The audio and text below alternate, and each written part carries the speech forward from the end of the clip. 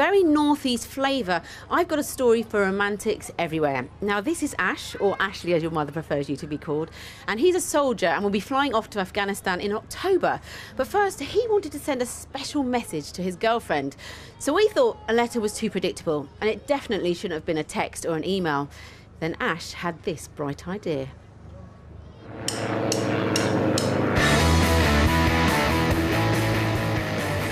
Skywriting, the art of flying a plane through complex aerobatic manoeuvres while drawing gigantic words in the sky.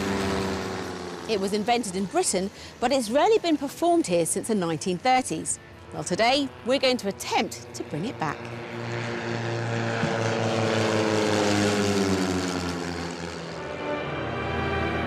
Skywriting took off in the 1920s.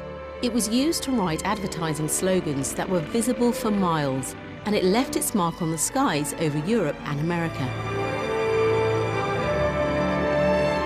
But the idea that man could write in the sky was conceived in Britain just before the First World War, when former RAF Major Jack Savage found himself captivated by one of the flaws of early aircraft. In those early days, quite often the engines would misfire and you'd see a little puff of black smoke and a little short trail. And Savage thought how great it would be if you could actually preserve that and show the whole path of the aeroplane. And he did that really by injecting oil into the exhaust pipe of the engine, so it got vaporised and made billows of white smoke. And it went on from there. Skywriting was an art, but in Savage's hands it became big business. He turned the sky into a giant billboard, and his new form of advertising was impossible to miss. It was in the spring of 1922, and the first day his pilot went up over Epsom Racecourse and did some skywriting, and then the very next day, June the 1st, he wrote Daily Mail in the sky over London in letters like 6 miles long. And people were absolutely stunned. Everybody came out of the shops, people were falling off their push bikes, just created an absolute sensation. It was amazing. Dodge Bailey is chief pilot at the Shuttleworth Collection, home to a piece of skywriting history, one of Jack Savage's first skywriting aircraft. Well, this is an SE-5A. Right. It's probably the best British fighter of the First World War. And these planes were used for skywriting after the war? They were. They had good performance, and so they were an ideal choice, but they had to be modified for skywriting. So the exhaust pipe was extended all the way back to the tail to eject the smoke straight out of the tail of the aeroplane. And can we take her up? Well, I can. Yeah, I'll leave it to the professionals.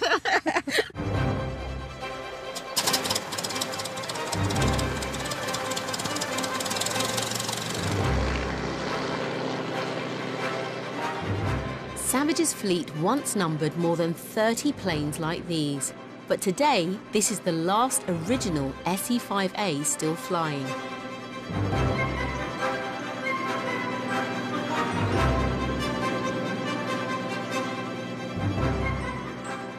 This aircraft can no longer be used for skywriting, but in its day it would have had to perform incredibly challenging manoeuvres, especially because in order to write words that can be read from below, the skywriting pilots had to write the words backwards, and that's not as easy as it looks. One of the old skywriting pilots of the 20s, he said, you have to concentrate really hard when you're doing it all the time, because if you get lost, you can't just wipe the sky clean. The novelty value of skywriting wore off in the 1930s, and it was eventually banned as a form of advertising. But if you think that means we can't give it a go, you're wrong.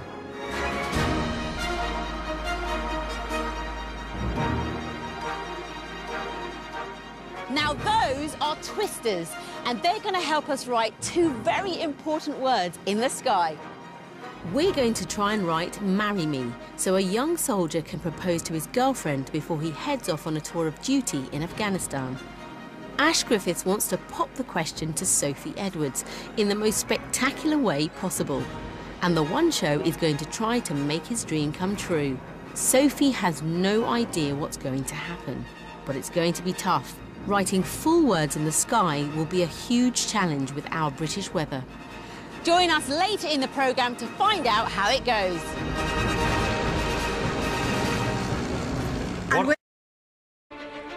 We are taking on a huge challenge. We're going to try and write the words "marry me" in the sky for a very special proposal. The pilots who are going to attempt it for us are two aerobatic aces, Guy Westgate and Peter Wells. And they'll need every ounce of their experience for this challenge. Skywriting isn't performed in Britain anymore, and this will be the first time they've tried it. I think it's safe to say that we can write "marry me." It's just a question of whether you can read it from the ground. One of the biggest challenges is really the weather, and we need some moisture in the air for the smoke to linger. We need calm winds, and we need some luck. And this is the young man Guy and Peter will be skywriting for.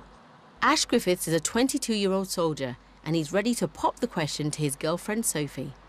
She's lovely. She's really supportive of me being in the army. Picks up with me going away a lot. Going to Afghanistan in the start of October, so I thought now would be the time to ask her to marry me. And are you nervous? About Afghanistan? Not at all. Not at all. About getting married? About getting married? A little bit, yeah. And do you think she'll say yes? Yeah, of course she will. Yeah. Hopefully. We can't risk Ash's proposal going wrong, so Guy and Peter are going to have a trial run. Okay, so I expect you to turn 90 degrees left for our start heading, correct? But there's a problem. A bank of cloud has moved in. Okay, guys, feedback from the ground. How's that look? Now, I can see they're making their letters, but it's just not showing up. Such a shame. And starting the A. Keep trying, guys. It's no use. The cloud is the same colour as the smoke, so it's impossible to see anything from the ground. Something underneath you. Just start the second R now. But from the air looking down, we can see that Guy and Peter are actually skywriting. Just look at those letters. As they feared, though, there isn't enough moisture in the air to hold the smoke, and the letters quickly disappear. I have to say, conditions are pretty tricky. We've got a lot of cloud, which means there's not much contrast. The air's very dry, which means the smoke doesn't linger. That was pretty tough. Guy and Peter have proved that they can skywrite, but they've also shown that it's far too risky to try when Ash's proposal is so important. But we've got a plan B. Guy and Peter can fly far below the clouds and try and draw a huge heart in the sky. Sophie can't possibly miss that. A marriage proposal needs a romantic setting, so Ash and Sophie have spent the night at Leeds Castle in Kent. Sophie thinks she's here for a weekend getaway. She has absolutely no idea what's really in store for her. We've rigged hidden cameras and arranged a special private tour of the castle to keep Sophie occupied, while we wait outside to see what the weather does. There's still a lot of cloud about, and it's really low as well, so it could be a problem. There's more bad weather moving in, so it's now or never. Guy and Peter have to go for the heart now. And just to make absolutely sure Sophie gets the message, we've got an extra surprise up our sleeves, a giant banner. We've given Ash a secret signal. It's time to bring Sophie outside. To it. First, a spectacular barrel roll to get Sophie's attention. Then it's time for the main event, our enormous heart. Smoke on.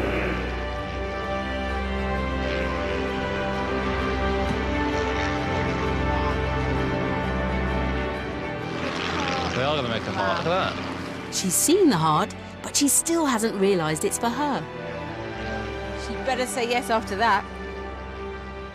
This is it. Our banner finally reveals the big secret to Sophie. Oh my God. Will you marry me? Yeah. Yeah, of course you will.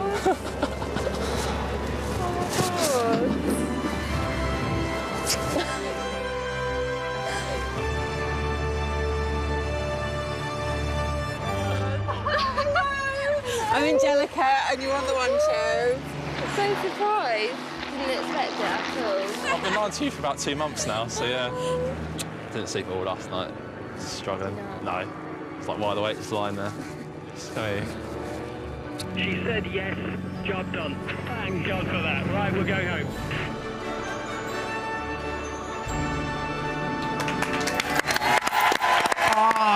What a moment! Who can say no to a heart in the sky?